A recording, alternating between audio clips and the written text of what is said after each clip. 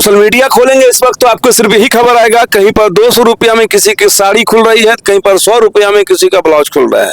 ऐसा हम नहीं कर रहे हैं, ऐसा बयान है सागरिका पासवान के ऊपर जो आशुतोष कुमार है भूमिहार एकता मंच और साथ ही साथ नया पार्टी भी बनाए थे उनका, क्योंकि विवाद छिड़ा है परमेश्वर मुखिया पर। परमेश्वर मुखिया कौन है?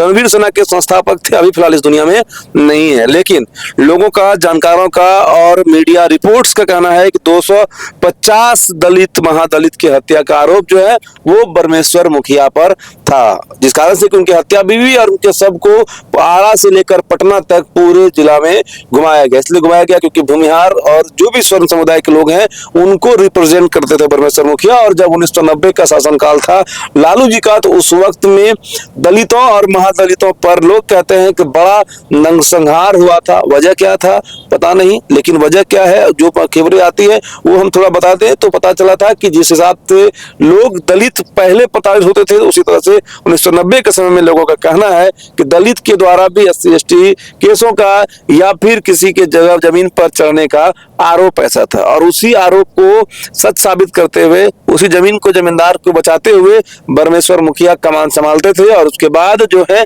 उस पर इतने हत्याओं का आरोप लगा। अब ये कहानी क्यों सुना रहे हैं आपको? कहानी इसलिए सुना रहे हैं क्योंकि राजद की प्रवक्ता सागरिका पासवान है जिन पर की अभद्र टिप्पणी किया है आशुतोष कुमार है। टिप्पणी वाकई में इतना अभद्र है कि वो खुद भी इस बात को शुरुआत में मान लिए कि हमारे IT सेल के लोगों के द्वारा ये गलतियां हुई कि उन्होंने अशोभनीय एक महिला पर टिप्पणी किया और इस कारण से भी कई लोग भूमिहार समाज के भी हैं वो आशुतोष कुमार से इस मैटर पर साथ नहीं है। क्यों? क्योंकि वह सागरिका पासवान जैसे लोगों की या कोई भी दलित महिला, दलित महिला है उस पर टिप्पणी कर गए कि ये लोग 100-200 रुपया में साड़ी खोलती है। आप समझ सकते हैं कि अगर किसी के महिलाओं पर, बहु बेटियों पर अगर ये आरोप लग जाए या कोई और कहानी करके चल जाए कि उनकी बहु बेटी 100-200 रुपया में साड़ी ब्लाउज खोलती है, तो आप समझ सकते हैं पूरा समाज को कितना बड़ा धक्का लगेगा, कितना बड़ा सदमा लगेगा। ना तो इसमें जो इस तरह का दावा कर रहे हैं उनके साथ कोई खड़ा रहेगा, ना ही परमेश्वर मुखिया के लिए आज जो भी सम्मान अगर स्वर्ण समुदाय में होगा भी, लेकिन इस बयान को लेकर या उनको आगे करके आशुतोष कुमार बच तो नहीं सकते। उसके बाद जब FIR हुआ, जब सागरिका पासवान भी सामने आई कि अब वो दौर नहीं रहा 1990 से पहले का, जिस दौर में स्वर्ण जब चलते थे तो महादलित दलित को रास्ता छोड़ना पड़ता था, जब दबे कुचले की आवाज नहीं थे, तो अब ये दौर आ गया है जहां पर कि हम अगर इस तरह का शब्द को बोला जाएगा तो तुम अपने घर के माँ बहनों पर ये शब्द को लगा दो। चलिए हम लोग उस पर आखिर से बेहतर है कि ये करते हैं कि आखिर परमेश्वर मुखिया को लेकर इस तरह का क्यों आज अगड़ी पिछड़ी की बात हो रही है। सिंपल है, चुनाव है बिहार में। आशुतोष कुमार का दावा है कि मंच कोई और था और सवाल कोई और था, और उसमें सागरिका पासवान जो है वह अपने मन से परमेश्वर मुखिया का नाम लेती है, उसे महा पापी या फिर जो भी ढोंगी हो, भ्रष्टाचारी हो और भी तरह तरह के बात कहती है। और इस कारण से भी उसके जवाब ने हमारे टीम के द्वारा ऐसा तंज कसकर कमेंट किया गया, लेकिन जब हमें पता चला तो हमने उसको डिलीट कर दिया। लेकिन ये बात जरूर है कि ये मुद्दा गर्मा चुका है, जहां पर कि भूमिहार नेता के द्वारा दलित महादलित की बेटी का अपमान किया, जिसको लेकर कि RJD जो है आमने सामने है और सत्ता पक्ष के लोग भी कह रहे हैं कि कार्रवाई जो है जरूर आशुतोष कुमार पर होगी। ट्वीट भले डिलीट हो गया हो, लेकिन उसका स्क्रीनशॉट लगातार वायरल हो रहा है। जब मामला आगे बढ़ा तो उसके बाद आशुतोष कुमार भी पीछे नहीं हट रहे हैं और कहते रहे भी रहे हैं कि 100-200 रुपये हमने अधिक दाम लगा दिया था, वो लोग तो फ्री में भी मिलने वाले हैं। कि विवाद थमने की बजाय दोनों मीडिया TRP जोड़ रहे हैं, दोनों मीडिया TRP में बने हुए हैं।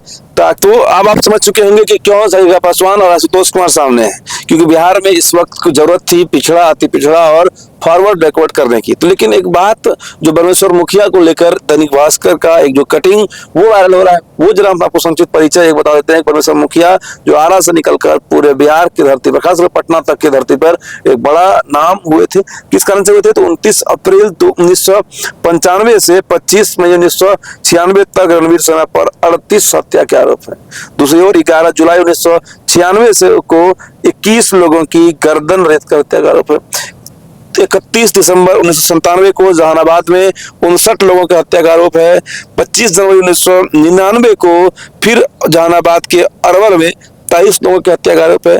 10 फरवरी 1999 को जहानाबाद में 12 लोगों की हत्या का आरोप है। 16 जून 2000 को औरंगाबाद में 33 लोगों का सामूहिक हत्या का आरोप और 1954 से 2002 तक 250 लोगों के हत्या का आरोप जो है वो परमेश्वर मुखिया पर था। अब इतने बड़े कुख्यात, लेकिन उसको जो समाज है, भूमिहार समाज है, वो अपना आदर्श मानता है, क्योंकि दलित महादलित का उस समय मैंने आपको पहले जिक्र किया कि जमीन को लेकर जो भी SC/ST कानून है उसको लेकर एक मतलब आक्रोश था, और उस आक्रोश को परमेश्वर मुखिया सामने से डील करते थे। और यह वजह भी था कि परमेश्वर मुखिया अपने समाज के पूजनीय थे, लेकिन एक बड़ा कांटा थे दलित महादलित के लिए भी। और आज चंद्रिका पासवान का बयान और आशुतोष कुमार का बयान, दोनों बयान भी एक दूसरे पर लगे हुए हैं।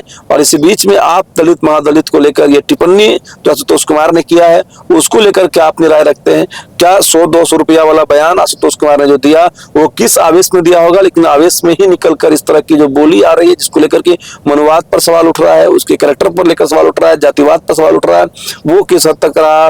और उसके बाद जो परमेश्वर मुखिया का इतना बड़ा आतंक का एक जो साया था वो आपको कैसा लगता है? उस काल को आप कितना जानते हैं वो जरूर कमेंट में बताइएगा। बाकी चंद्रिका पासवान के लिए बिहार के कौन लोग खड़े हैं वो जरा कमेंट में बताइएगा, और हम लोग उस चीज को समझेंगे कि आखिर इस समाज में बहु बेटियां, चाहे दलित की हो, महादलित की हो या फिर स्वर्ण समुदाय की हो, उसको लेकर कौन समाज किस अपने मन में कितनी इज्जत को पालता है।